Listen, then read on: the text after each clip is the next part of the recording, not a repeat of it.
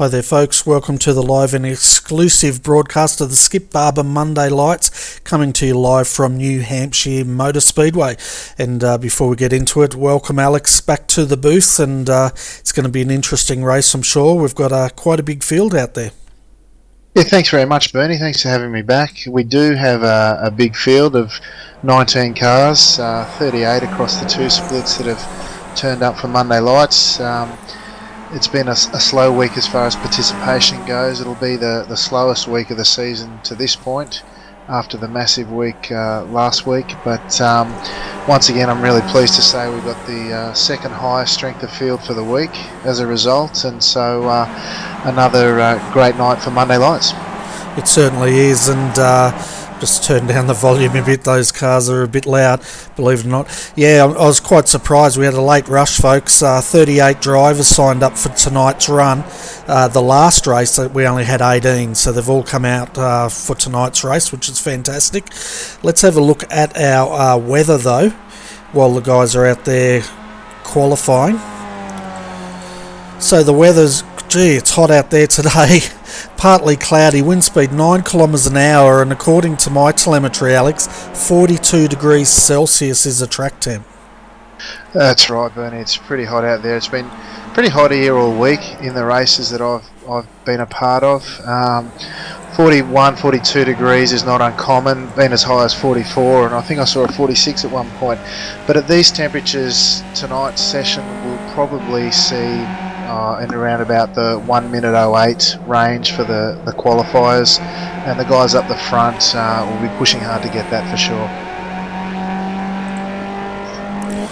Yeah, definitely, and at the moment Luke Whitten's got provisional pole. He set 1:08.965, and he's the only one in the 8s at the moment. Colin Sudi, he's looking good, sitting in second as qualifying continues. Yeah, that's a good result for Luke on his first lap. There's plenty of time here to qualify. Guys don't necessarily have to rush out. It's a quick lap around here, sub 1 minute 10 if you're on your game, and with 7 or 8 minutes to qualify, guys could be holding back to see what the rest of the field is doing before making a late run at the flag, so to speak. Yeah, and we sort of see that, don't we? As most of the drivers finish, you'll see some of the I won't say shiftier guys, the trickier guys come out for that late run to try to take pole without giving the opposition a chance to fight back. Yeah, that's right, Bernie. It always helps to know what your opposition's done to sort of inform your run and try and gauge how hard you've got to go. I mean, no point in putting it in the wall if you don't have to try that hard. Great to see Ben Furhoff back for another run tonight. He's up in second place at this stage. Just failed to crack the 108s in his at least first one of his laps. I know he's done two by the look, so he'll be hoping others don't pass him on the way through to the flag. Yeah, he's just pulling that car up now, and while they're finishing off, let's have a look at the point score, because it's quite interesting. Luke Whitten's leading the way for 8 weeks counted on 190 points, but Enzo Cantor, he's only got 6 weeks counted, sitting in second on 176, so he's going to be very competitive once the drop week comes in, but I'll let you talk about that in a moment, Alex. Mick Gray sitting in third with 7 weeks counted on 150 points. Fourth is Russell Clark on 136 points, and then rounding out your top 5 is Mark Jeffrey on 128. But it must be noted, Simon Chambers, he's only 1 point behind in 6th place. Yeah, they're our two leading second split drivers, Mark and Simon. I thought tonight there was an off chance that they might get to have a shot in the top split based on the participation this week, but I'm sure they'll make a great showing in the second split. Interesting to note, Bernie, Simon Chambers is looking to fire up the old ANZ Skippy League, renaming it to the Australasian Super Skips. We've done a few trial races there, and it's looking like we're building a good solid field of local competitors, and shout out to Simon and try and get everyone on board to support that. That should be a great series once it gets going at the start of next season, folks. So the start of season 1 2017. Jeepers, doesn't the year go quickly, Bernie? There'll be a new season of the Australasian Super Skips. Oh, it's going to be fantastic too. And one of our viewers out there in Viewerland has asked how many splits. Now, from what I understand, we have 2 splits tonight, and a total of 38 drivers have joined us for this race at this time slot. That's right, Bernie. There was a late rush. We saw we were going to get 2 splits early, but like I said, the participation this week's been so low. There's only been 3 splits once this week. It was for the European Strength of Field, US Strength of Field yesterday our time, or early this morning rather. And you know, that compares to last week where we saw up to 6 splits on occasion, which was just amazing.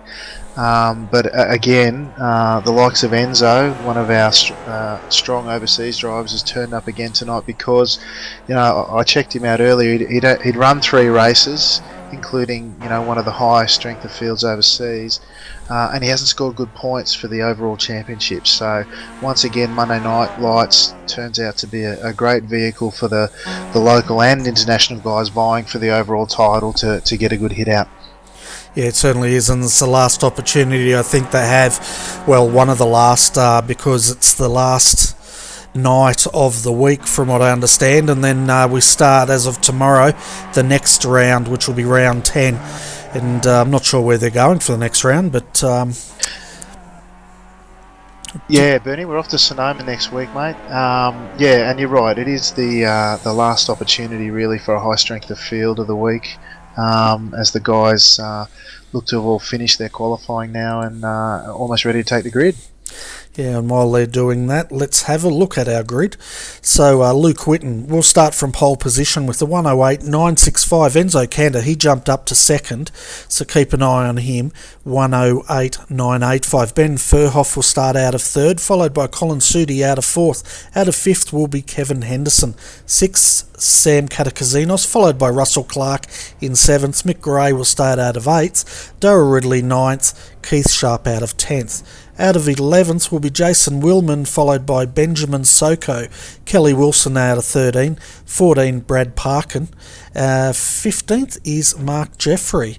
So we do have one of the second split guys there, I think. Chris Bassett will start out as 16th. 17th, Vince Browning. 18th, Ian Robertson. And rounding out your field of 19th is Joop de Ligt. Hope I got that right. That's a challenging one. Yeah, so I missed Mark there in the field in 15th place, so good luck to Mark, our leading second split driver.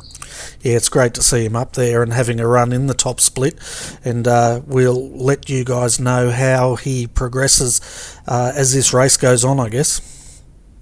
Yeah, that's right. He'll be hoping to snare some points. It could be challenging coming up into the top split, knowing that you'll be towards the rear of the field, and it's a tough track to get your way through here, Bernie. I'll talk about more of that during the broadcast, but it's a really tough passing track here, so qualifying crucial in getting track position. Yeah, and speaking of track position, folks, I'm trying to get you a decent view of this, but the cameras here are pretty shocking, and we're under races orders now. Can see Luke Whitten there. Revs are rising, waiting for the green light, and we'll be away here very shortly, and we're away 22 laps of 21 here at New Hampshire. That's right, looks to be a clean start. All the action will be once they go through turn 1 and 2, they'll come down into the hairpin turn 3 and 4, and if we can get through there cleanly, we'll be doing well. It's where I expect the action and passing to take place tonight as they all head down into there now, Bernie. Yeah, Luke Whitten in front. Enzo's looking on the inside. Ben Furhoff third. Enzo pushes Luke wide, but Luke should get the inside running for the next corner. It was a bit clumsy for a few drivers there, but it looks clean with Luke continuing with the lead. elbows out early from Enzo there, Bernie. Not sure if he redressed or you're right. He tried a bit of a clumsy pass there, but the action continuing up front now as Luke's leading out the pack. Yeah, and we're riding at the moment with Ben Furhoff here sitting in third, so Ben's got a great start as they come back to the infield here at New Hampshire. You're going through the S's now for the first time, Bernie. That sets yourself up for the only place on the track where you get any effect of the draft. You don't even get to fifth gear here very often, Bernie.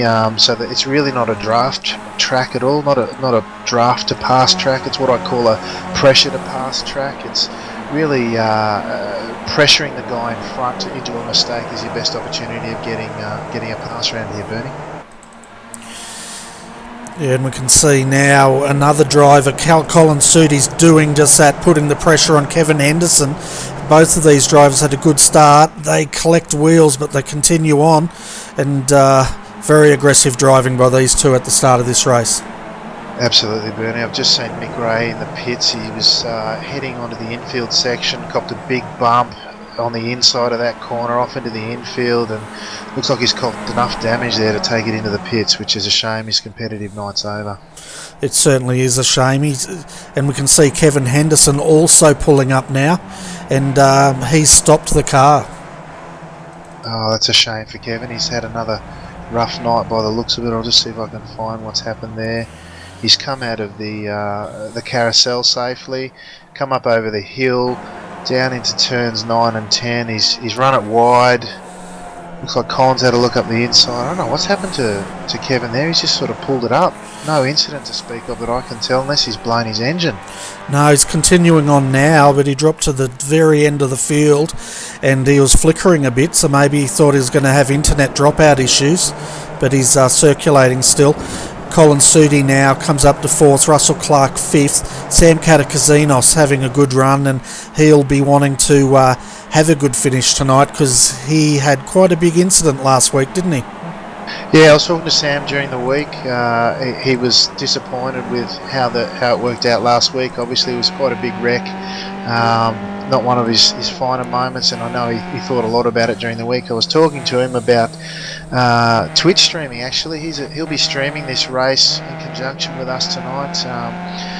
He helped me out during the week getting up to speed. He's a really good guy to take his time out and help me with that, and I know adding to the flavour of the tonight. So if you're interested in seeing another camera angle, guys, check out Sam Katakizinos Racing on Twitch, and have the windows side by side. You can compare camera angles, Bernie. Yeah, definitely. While you're saying that, we're riding on gyro cam, so if you want to see cockpit cam, load up his Twitch stream, folks, have it next to the broadcast, and follow Sam through. You've got 18 laps of this race left, so plenty of time to have a crack at that. Yeah, there's action aplenty up front, moves all throughout that turn 3 and 4 hairpin as they come down into the carousel. Enzo led momentarily there. Ben's, as he gets the back out sideways there through the carousel, allows Enzo through on the inside. Plenty of action here, Bernie. The guy's not coming into contact, but certainly keeping it interesting. Certainly are, and I saw that in the last race too. This track feels pretty slippery out there in the skippies, and that's the second time I think tonight I've seen Ben get that car into a bit of a drift. Yeah, I raced with Ben during the week. He had a tight tussle with Luke.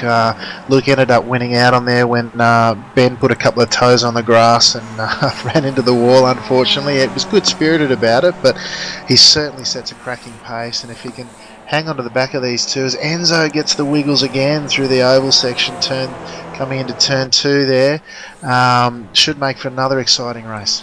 Certainly should, and because this track is a bit of a roval, and it must be pretty hard to set these cars up, especially when New Hampshire's quite unique, isn't it, in that most rovals just use an infield, where this track seems to have its own specialised road circuit attached to the outside of the oval part.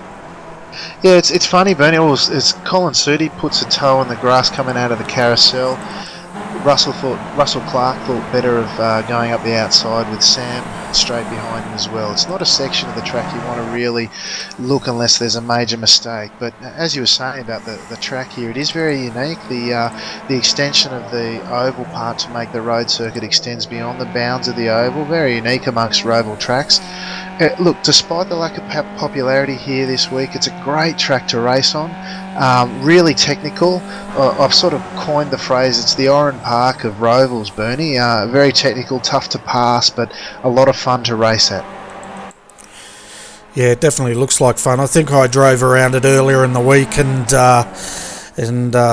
put it aside fairly quickly, mainly because I was focusing on having a crack at the Legends on Thursday night and wanted to get my time on that. But meanwhile, Luke's coming under a bit more pressure now from Enzo. We know that Enzo likes to turn the wick up, doesn't he, as this race progresses.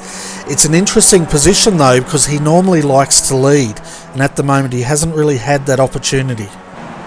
No, you're right, Bernie. It's really tough to pass here. So, normally Enzo might find an opportunity during a draft section as he cuts that corner a bit narrow there. He didn't really set that corner up particularly well. You really want to, as they head through the carousel again now, you really want to apex that last corner very well, get a strong run onto the main straight. The number one passing opportunity is after the oval section. It's the only draft you get the whole track as he pulls up on, using that little bit of draft now onto the back of Luke. Interesting lines through turns 1 and 2, Bernie. You'll see they're hanging out in the second to third lane as they move in tighter now as they finish the oval section. The fast line through there is actually through the wider part of the oval as they come down into the main passing opportunity now. Enzo shows the nose but pulls back into the line, Bernie. It's going to be quite a technical battle, I think. Very tough to pass but very interesting to watch. Certainly is, and we're riding on Gyrocam. We'll stay with Enzo for this lap to give the viewers an idea of how much undulation this track has in the road circuit. Just out of carousel now, back up across the top, and then we'll be coming left here and back into the stadium. The track actually cuts across the oval part and back onto the infield. Yeah, it's quite a unique setup there as they just head back through the S's again. It's a very fast lap, so we'll be through here quickly again. They've both run a little wide of the apex there. Not too much damage done, but you can see Enzo's within 0.1 here. He'll be looking up the inside. Interestingly again, Bernie, the line through here, the quicker line's actually on the outside with Luke. Also sets him up for the... he's gone too wide there, actually.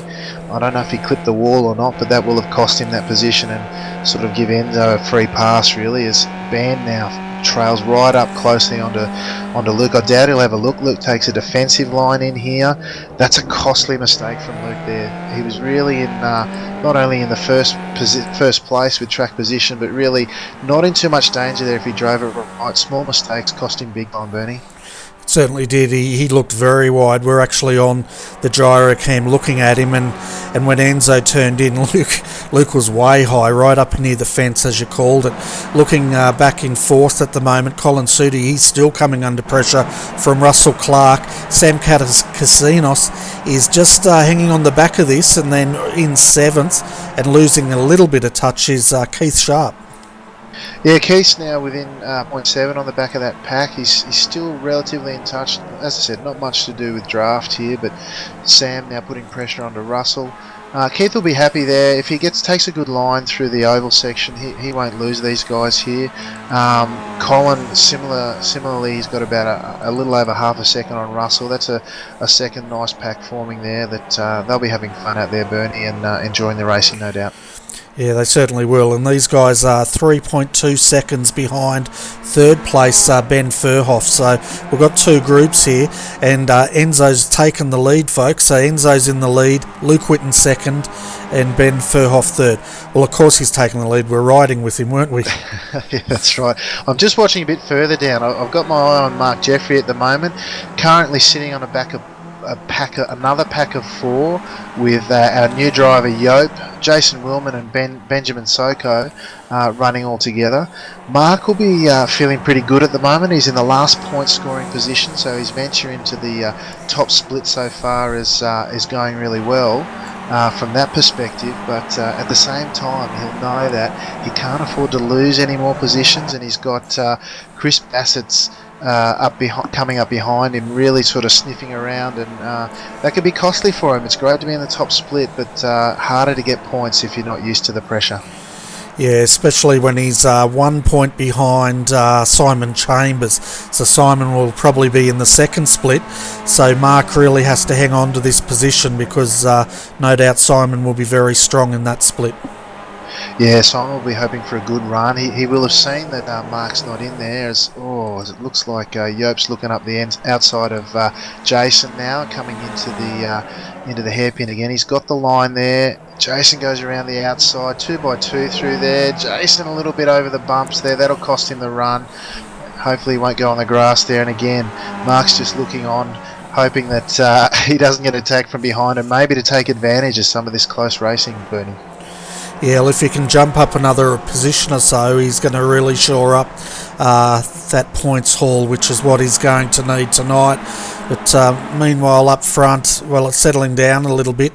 Enzo's leading, that's where he likes to be, and he's going to be trying to expand that gap. Luke Whitten second, Ben Furhoff still third, and same with the other group. We've got Colin Sudi, Russell Clark, and Sam losing a little bit of touch now. Yeah, I've been surprised at the amount of passing here, Bernie. As I said, it's so tough to pass here. The guys have been doing really well.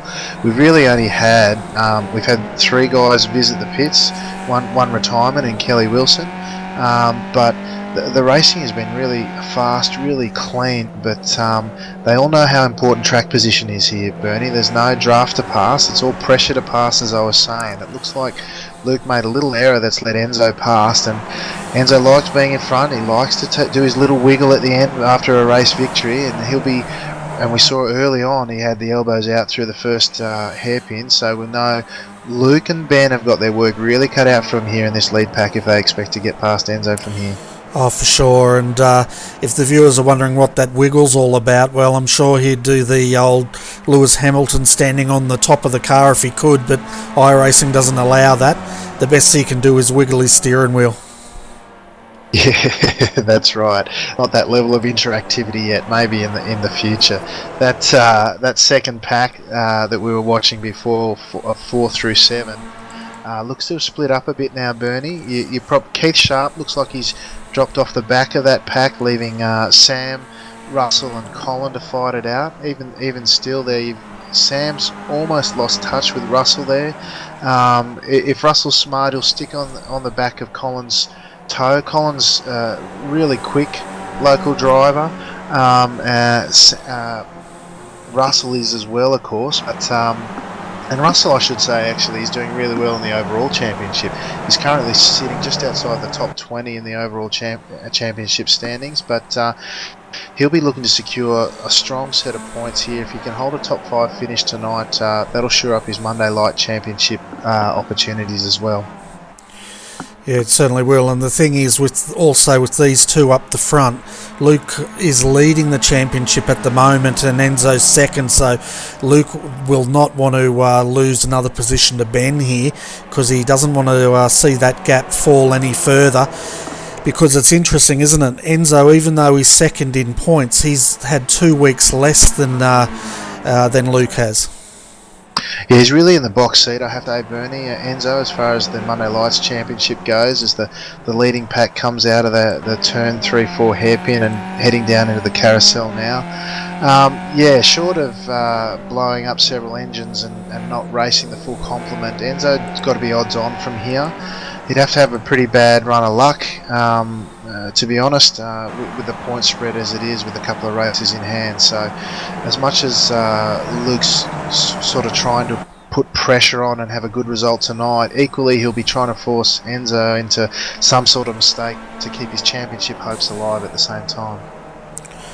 Yeah, and that's what he needs to do, and at the moment the gap's only 0.5 of a second, and with 9 laps to go of this race, so he hasn't lost touch. He's just got to make sure he doesn't let Enzo get away any further, and he's taken that high line again.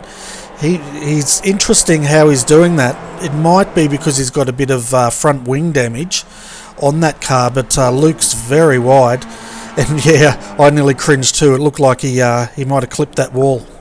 Yeah, I heard a sound there. I've had that. Oh, Ben's lost connection again. I was following Ben. He's dropping down the order at the moment. I hope he pops back up on our screens, Bernie. That'd be a shame to lose Ben at this stage of the race due to network connections. As I say that, I was just reading our stream chat, and a great supporter of local iRacing and the skips, Ed Levi of Ed Racing fame is tuned in tonight and helping us out. He was filling me in on what happened to Kevin Willman before. Kevin was a real gentleman. He was worried about his connection causing a problem, and he's just pulled over and let the field go past. So that's very gentlemanly of Kevin, and I hope he secures a great result as best as he can as a result. But Ben, we've lost by the looks of it, Bernie. Yeah, it definitely looks that way. We're just having a look at Chris Bassett there. He was having a bit of a battle with Kevin Henderson there, clipped wheels, and Chris has found the wall. Unfortunately, towed that car back. You're right, Ben has not come back, so he's sitting in 16th in white. So looks like he's gone. We've also lost Kelly Wilson. Yeah, I was just looking at that incident with Chris Bassett. It looks like he got on the dirt on the outside of the carousel battling with Kevin there. Didn't look like any touch from what I could see unless there was some net code, but just looks like hard racing, and unfortunately he's, as you say, he's gone back to the pits now, and his competitive night's over. Yeah, it certainly is. And Mark Jeffrey now, he's dropped down to 11th as Jason Willman's gone past, so is Joop de Ligt. So, yeah, Mark's having a good run here tonight in the top split, and this will be good for him, really, won't it? Running against these top split competitors, because as far as improving your driving, nothing's better than competing with drivers that are that much, a little bit more better than you, so to speak. Yeah, look, he's in the middle of two great drivers at the moment. They're racing really closely. Kevin Henderson's ranged up on the back of them there, and it's Jason, Mark, and Kevin. Jason's, you know, our most capped Monday Nights driver, and he's leading Mark out there. Mark's doing a sensational job. He just inherited 11th position when we unfortunately lost Ben, so he's sort of 2 spots in there. Kevin's hunting up behind him, looking for to take that from him as Jason takes a defensive line into the hairpin this time, and Kevin ranging up behind him again as they head up and down into the carousel this time again, Bernie.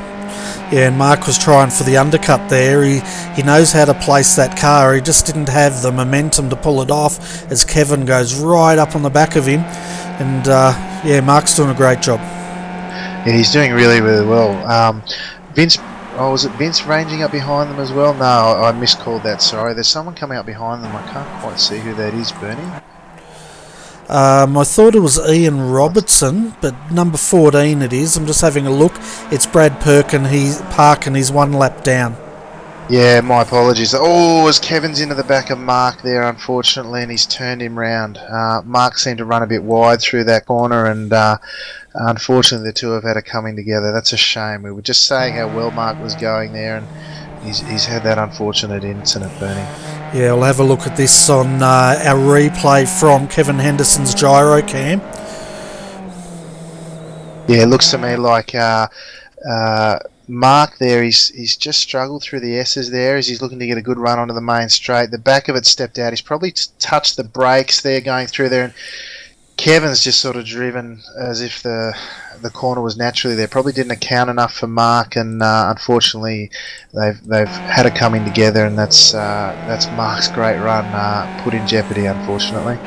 Yeah, it certainly is. And from the gyro cam, it looked like Mark might have just got that rear end out a little bit, as you called it, and Kevin sort of had a better run out of there and run up the back of him. Yeah, probably didn't allow enough for that mistake. I mean, it's hard. It's easy for me to say up here, but I'm just watching it again, and you can just see in the slow-mo, he's just got into the back and turned in there. Now, I'm watching Mark now. He's struggling around. Probably should put it into the pits at this stage. He's in 14th. He's a long way back and not lapping at his usual pace. Now, he drives past the pits and continues on, Bernie, but that's a shame for him, definitely. It Certainly is. He's got quite a bit of wing damage there, but in a way, he's lucky that rear suspension didn't break, because as we've seen previously, these cars are extremely weak to that rear end sort of contact. Yeah, absolutely, Bernie. I'd suggest he probably has a bit of damage. A nose up that rear left suspension will definitely make your night a little more unpleasant. He looked to me, as I was watching him before, to be struggling to control the back a bit. But back up front, Luke's now about half a second behind Enzo. Looks like he's really working hard to stay on the back. Enzo taking a tighter line and letting the back go wide there through turns 1 and 2. I'd suggest the line that Luke took there, whilst it's a bit wider and a bit counterintuitive from that perspective, is a little bit faster, and he's pulling up behind Enzo now. Oh, I tell you what, Luke will be lucky if he didn't get a cut corner there and a slowdown. You can cut that corner a lot on entry, that hairpin there, but you don't want to bite off too much, because it's a 1.5 second slowdown there, and that'd really see Enzo off into the sunset. Oh, it certainly would, and Enzo's pulling this gap out now, as he always does, 0.6 of a second, and you know, when Enzo gets in front like this, he's dangerous, mainly because he's comfortable and he can turn up the pressure as much as he likes, where if it was the other way around, I'd be saying, well, I'd be cheering Luke. It'd be a lot closer. Yeah, that's right. Luke's starting to get a little ragged now. He's down to 1.2. He made a pair of mistakes there, one through turn 10 onto the infield, and then again put a toe onto the grass as he headed into the S's or onto the main straight. So he's now about 1.4. Enzo will have the bull between the horns, so to speak. He'll be charging off into the sunset now. He's done. This is his 4th race for the week. He hasn't scored any good points, so he'll be cheering when we talk to him later, no doubt, that we've got the 2nd highest strength of the field for the week. And at this stage, at least, you know, mistakes notwithstanding, we know he's prone to a bit of concentration loss when he's out in front like this.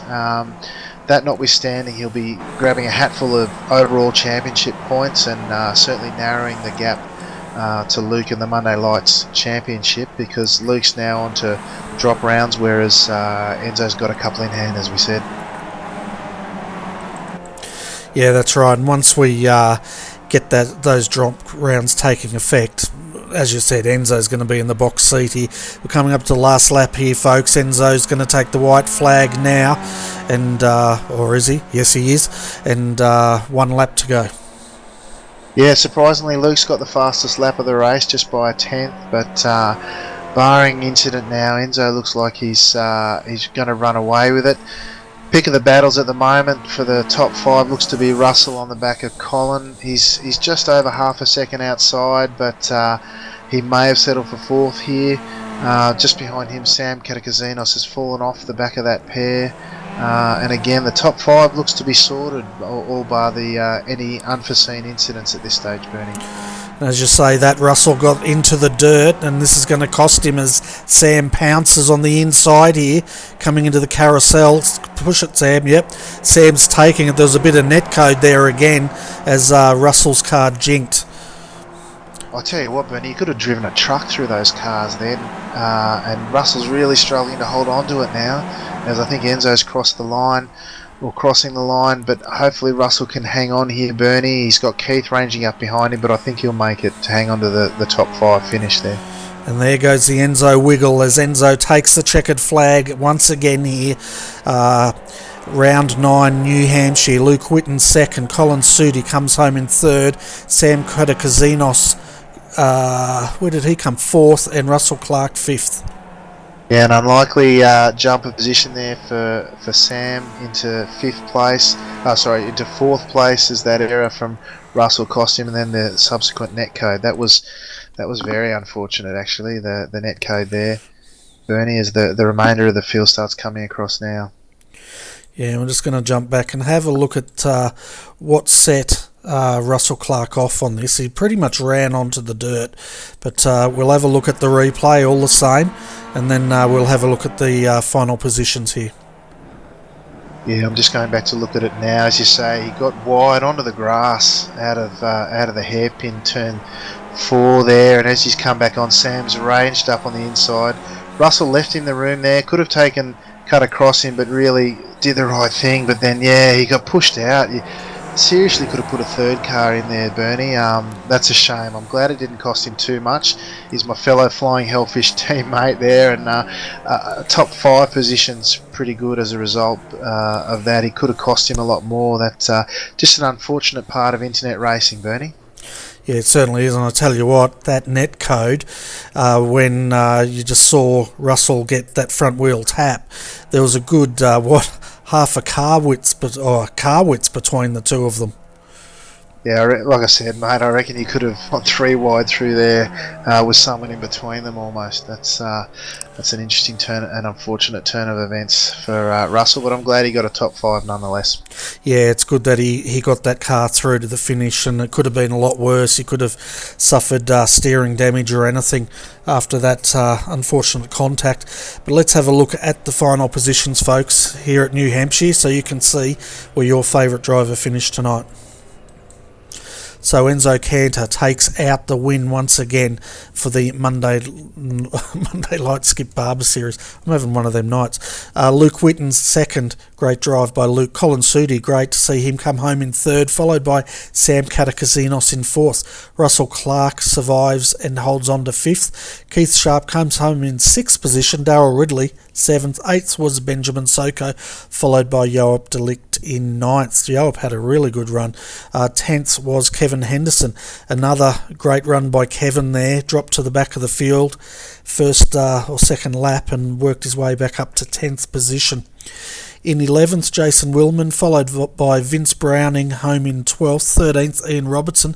Mick Gray comes home in 14th. Mark Jeffrey, he limps home in 15th. Brad Parkin, one lap down, 16th. But then we have Chris Bassett home in 17th. Ben Furhoff retired after internet connection issues in 18th, and Kelly Wilson also retired and classified in 19th position.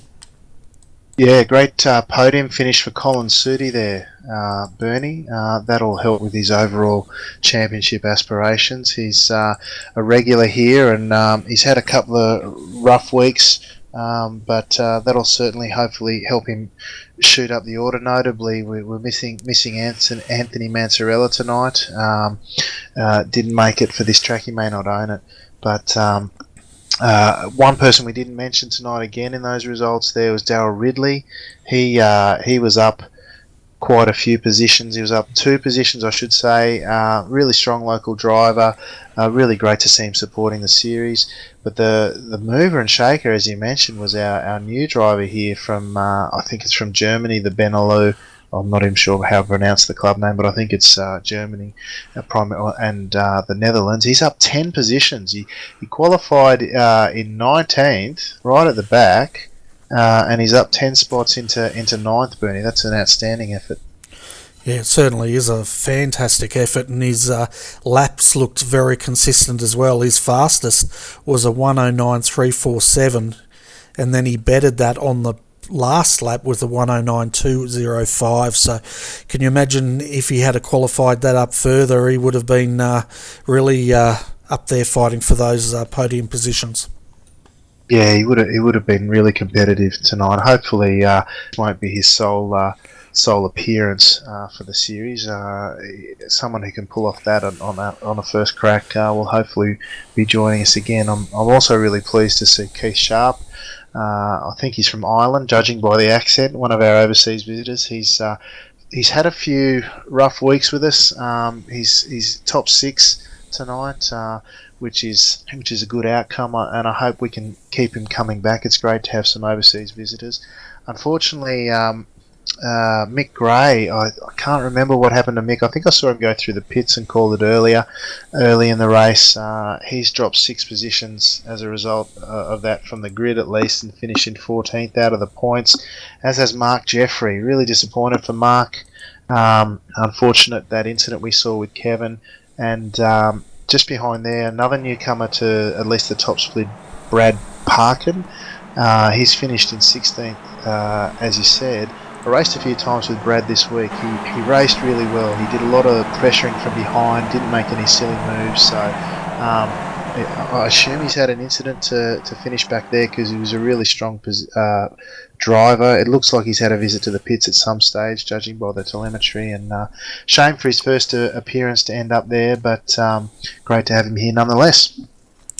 It certainly is. We're just having a look at the replay of Mick there. He had rear wing damage on lap 1, and he hit a big bump coming back into the oval, and spun him out across the grass over to the oval. So I think he put that car in just to repair that rear wing. But anyway, it's time for Enzo Cantor. He's down in the green room. Before we bring him up though, I just want to give a shout out to all the international drivers here. If you ever want to jump in, guys, well, anyone, but if you want to jump in and have a chat, by all means do. We always love a good chat in the combox. But how's your Italian going there, Alex? You ready to have a chat with Enzo? And remember, it's your turn this week. I'll have a crack, no worries. G'day Enzo, Alex McKellar here, mate. Congratulations on another race victory. I had a look at your profile during the week, and I noticed that you hadn't scored any strong points, mate. I'm pleased to let you know that we have the second strongest strength of field for the week. So whilst you're out in front of the championship overall, mate, I bet that brings a bit of comfort to you to help secure yourself a top spot. Oh, hi guys. Yes, you are right. This week, the participation was not so good. I don't know why. I think many drivers don't like this track so much. Me too, but this is a very tricky track. It's not a draft track. I thought that, but it was a mistake, because this is a very difficult and tricky track, and to pass here is so difficult. If you are in first position and you don't commit mistakes, it's very difficult to lose the first position here. And yes, I was looking for some high points for the championship, so the race, this race was important for me, because I know here is always a nice off, so I'm very happy for the victory, and it was not so easy at all today. Yeah, thanks Enzo. Yeah, just so you know, it was 171 championship points for the overall standings out of this race, so obviously not the strongest points result, given the participation, as you mentioned, but still a good result nonetheless.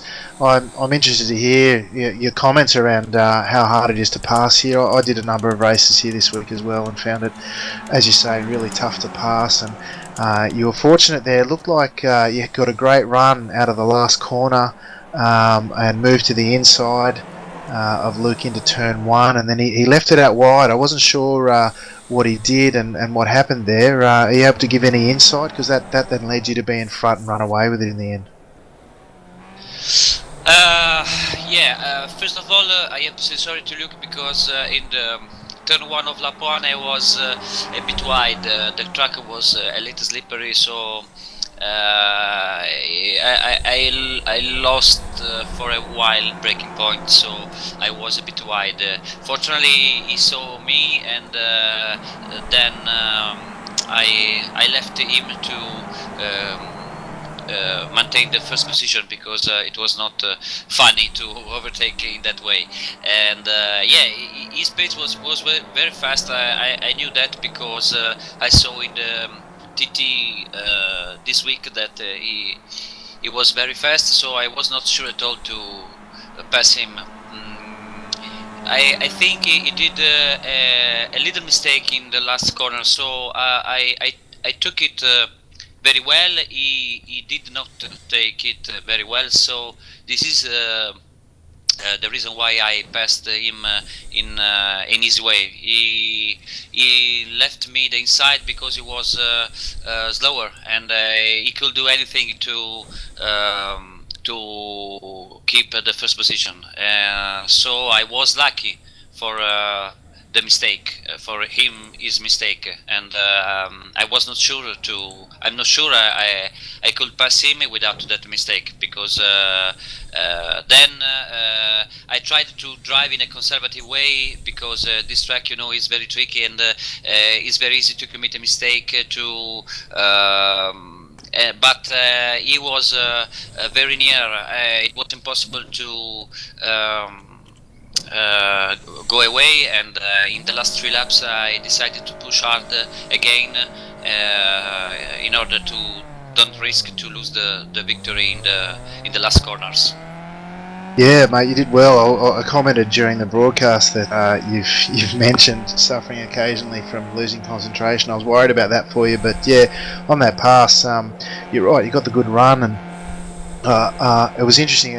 Certainly, in my experience, the inside line isn't always the best one, and I was expecting Luke to try and hold the outside line there and challenge you into the hairpin. It looked like he made a bit more of a mistake, but and left it right out in the top lane. So I might chat to him during the week and see what happened there. But really pleased for you to have another trip down under here and visiting us and grab a hatful of points, mate. Always appreciate you coming out and supporting the race, and glad you get some benefit from it as well, mate. I'll just hand you over to Bernie for a wrap up, mate. Hey Enzo, welcome back to the Combox. Another win for you, and we saw the famous Enzo wiggle, as we call it, when you go across the line. So congratulations. Thank you, Bernie. That's my happy move. When I won, I saw you like it, so I do it every time I win. Yes. Again, a very difficult race. It was a pleasure for me to race with you. It's always a pleasure, and congratulations to Luke because he took the pole position, and he took a second place that is important in the standings of Monday Lights.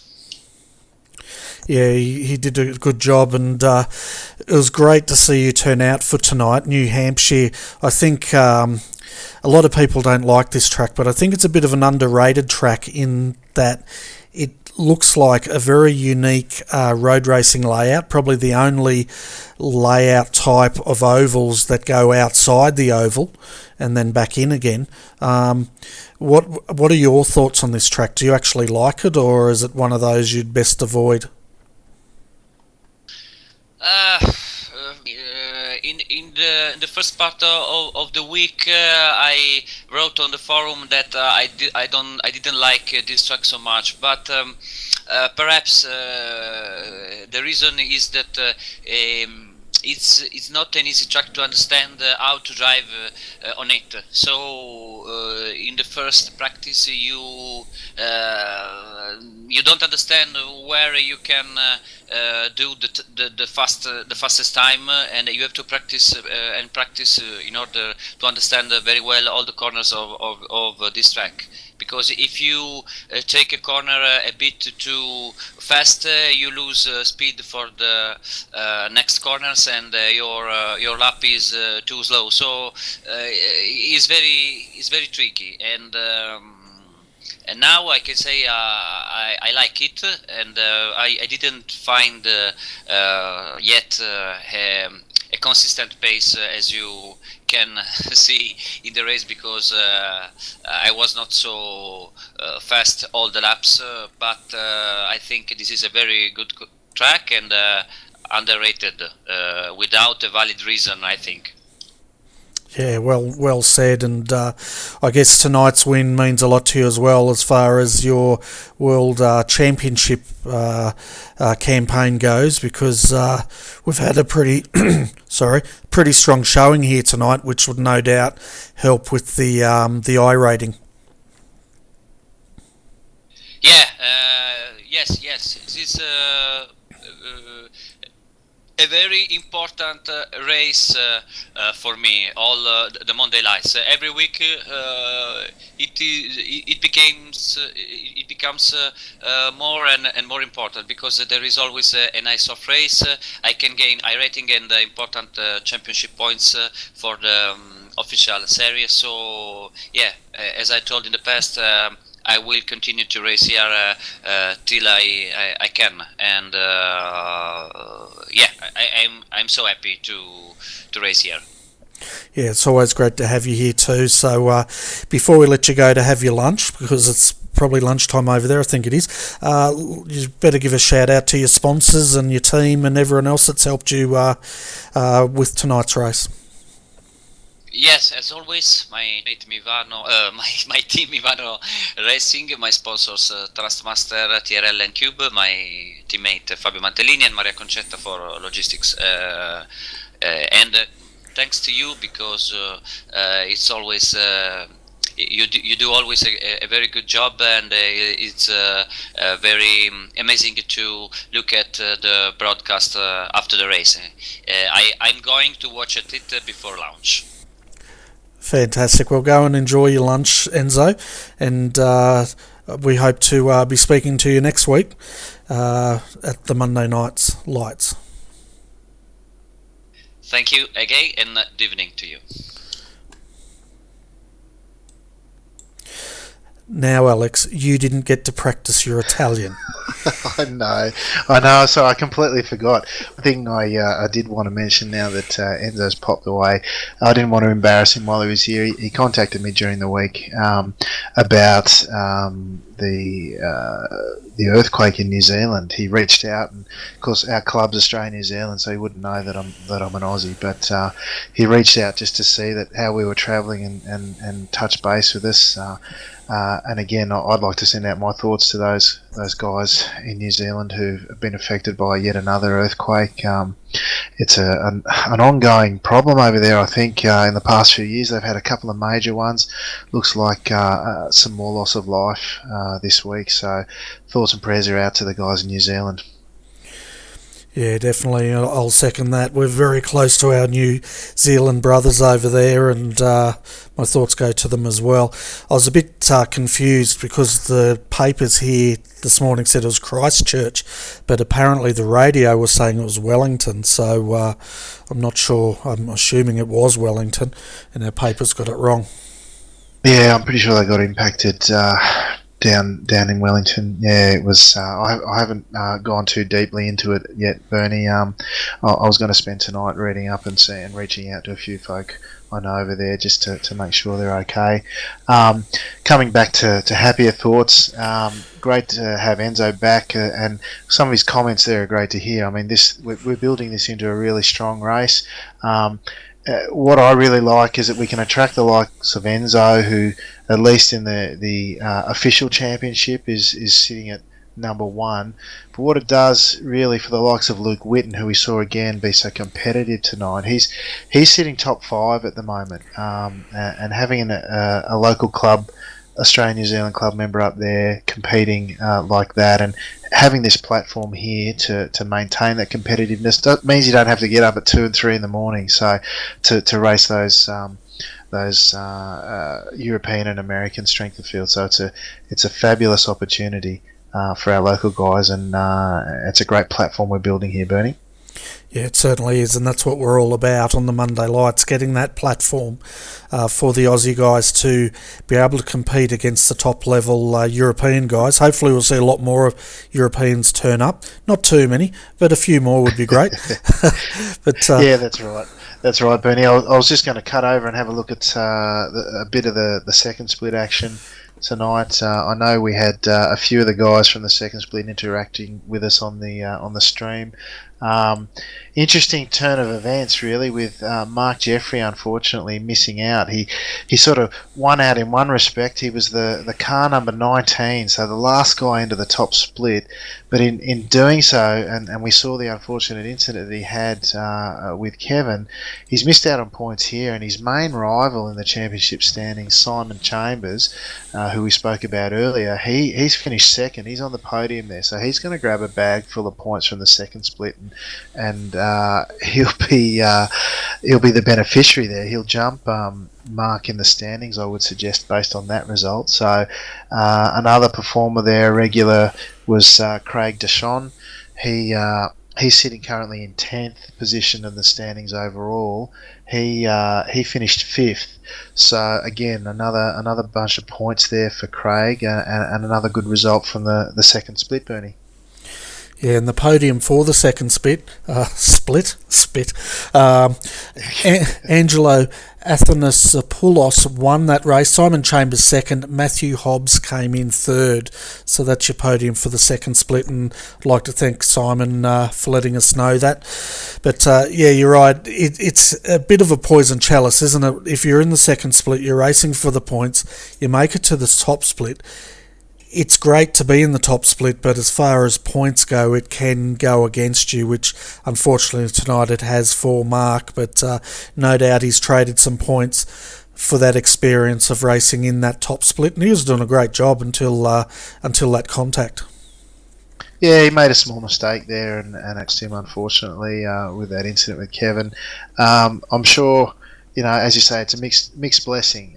Great to get up in the top split with some of those drivers, although he does race with a lot of them during the week. But have them all in one place is great, and then to be, get the coverage and his face up on the screen, so to speak, be another great thrill. But then your trade-off there, as we said, is you're not likely to score as many points unless things really go your way.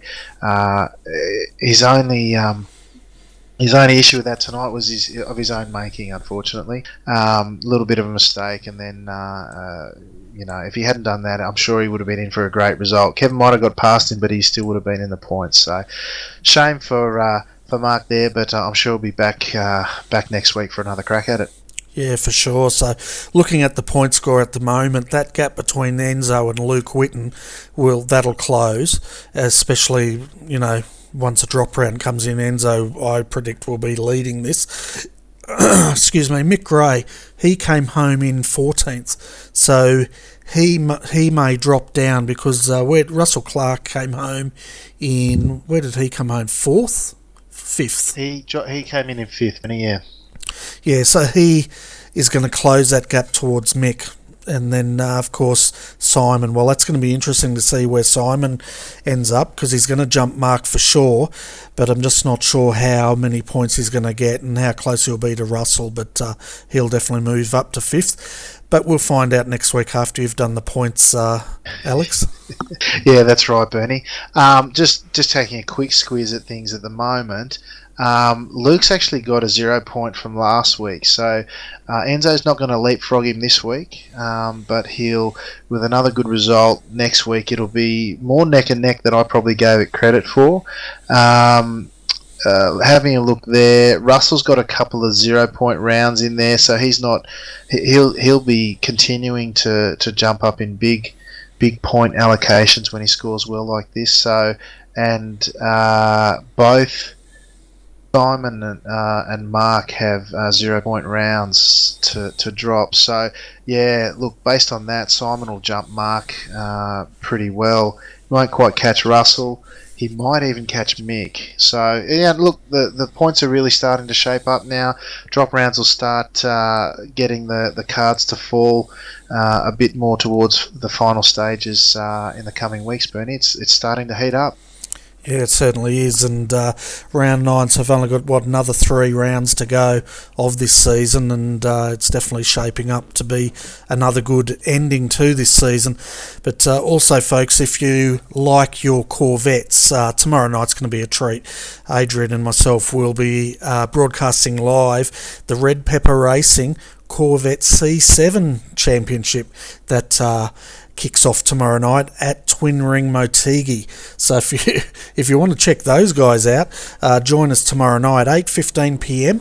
The broadcast will start, and it'll go for a couple of hours. So I'm looking forward to that. It should be quite an interesting broadcast. Then, of course, this weekend we've got the big one, the Le Mans 24 Hours. We end the 2016 Australian Endurance Championship there, and it's going to be another cracker of a race there, no doubt. And hopefully we'll see a good turnout there. The other big news is the Blancpain endurance series. They're currently doing the qualifier series for the people to qualify in the World Championship. Starting from round 3, you'll be able to see the Australian split live and exclusive on RRTV, and that'll be starting in a couple of weeks. I did have a look at it during the weekend, and I tell you what, they have some huge splits. I was looking at the second split, for example, 45 cars in the second split. Top split, well, they had a lot more, probably about close to 50, but yeah, so keep an eye on that, folks. But anyway, Alex, back to this. It was a great night's racing again, and clean racing, and quite fun to call. Yeah, it was, Bernie. Enjoyed tonight's race. Great to see, as you say, really clean. Racing here's been pretty good as a whole. You see a bit of bump and bruise here and there, but there's a little bit tonight. But the standard tonight was excellent. We're off to Sonoma next week. Third and final season for that track in the rotation. Off to the long configuration, which is not one we've done before. So another challenging, quite technical track. Bit of draft there though, in comparison to this one, but should be interesting racing. But just going back to that endurance series you'll be covering, mate. That's quite a feather in your cap, I would say. That's the second Pro Series on the iRacing service, mate. So to snag that broadcast, that's a tremendous effort, mate. Congratulations. Yeah, thanks. And I must do a call out to Brenton O'Brien. He actually tipped me off about that and let me know that no one was covering the Australian split. The official broadcaster for the overseas split is the game Sim GSRC. I've forgotten them now. The Sim Racing channel, and they're covering that. But to have an opportunity to cover the Australian one's fantastic. And the good thing is we'll be able to broadcast it from Australian New Zealand perspective. So we'll be especially looking at how our Aussie and New Zealand teammates go, and trying to bring that to the Australian viewers. Yeah, that's fantastic, Bernie. That's a really great opportunity for the local races. Like I said, the second Pro Series, so there's big money on offer for the guys who take it out, and to have the broadcast there as well for the specific local time, as you say, boosts the opportunity for the local guys to get coverage and interest and raise their points haul, similar to what we do for the local guys here on this broadcast. If you can attract and draw that extra appeal in for the overseas drivers to come in, they've got their own splits and they don't necessarily have to rock up for ours, but if there's that extra incentive, mate, it boosts our local guys' chances. So that's fantastic, Bernie. Great news. Yeah, it certainly is. But anyway, Alex, it's that time of the night when we get to hang up the microphone and go and do whatever we do on a Monday night at 10:21. Probably go to bed. But as always, Alex, it's a pleasure having you up here, and I look forward to having your company again next Monday. Yeah, thanks, Bernie. Great to be with you again. Really enjoying the opportunity, and thank you again for your support. It's a great platform for the guys, and I know they all appreciate it. Thanks again, Bernie. No worries, and thanks also to all our viewers out there. I hope you've enjoyed our coverage of the Skip Barber Monday Lights here at New Hampshire, and we always enjoy your company. But as I said, if you want to see some Corvette C7 action, tune in tomorrow night. And if you like your GT3s, tune in Saturday night for the Le Mans 24 Hour. But until we meet again, on behalf of Alex McCullough, I'm Bernie Weemers, and I'd like to wish you all a very good evening.